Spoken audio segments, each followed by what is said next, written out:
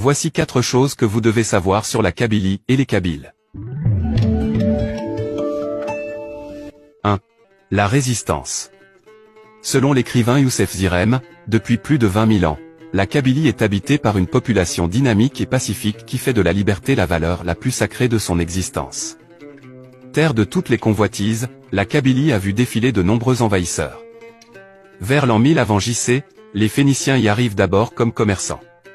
Ils ont, au départ, de bonnes relations avec les royaumes numides. Mais les Romains ne tardent pas à venir brouiller les cartes des uns et des autres. Comme tous les autres berbères, les Kabyles vont résister et combattre le colonialisme romain. La Kabylie va ensuite subir d'autres invasions, les Vandales, les Byzantins, les Arabes, les Espagnols, les Turcs et enfin les Français. En 1518, les Turcs prennent Alger.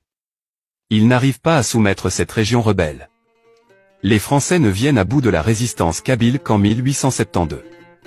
Lorsque la guerre d'Algérie éclate, la Kabylie est l'un des plus grands bastions de cette lutte pour la liberté. 2. Izwawen. Izwawen est le nom historique et autochtone des Kabyles. Historiquement, ils sont les gardiens des traditions du nord de l'Afrique. 3. Origine des Kabyles. Les Kabyles sont une ethnie berbère originaire de la Kabylie. Ils peuplent le littoral et les divers massifs montagneux de la région, les montagnes du Djurdjura, des Bibans ou encore des Babors. 4.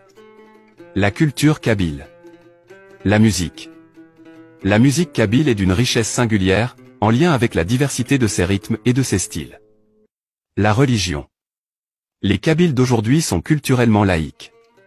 De ce fait, ils revendiquent la laïcité et la vivent comme une valeur intrinsèque à la culture kabyle. La laïcité est une singularité kabyle dans le paysage politique nord-africain, notamment dans le contexte d'un État arabe dont la religion est officiellement l'islam. Parmi les acteurs clés de la laïcité kabyle, on peut citer Matou Blounès, Idir, Zedek Mouloud et plein d'autres chanteurs, ainsi que des partis politiques ou des mouvements culturels.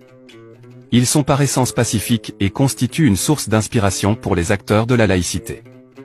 La laïcité kabyle se nourrit du pluralisme linguistique, culturel et politique, ainsi que des valeurs de respect des droits de la personne et de démocratie.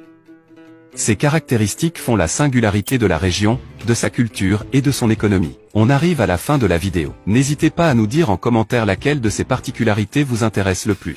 Et à bientôt!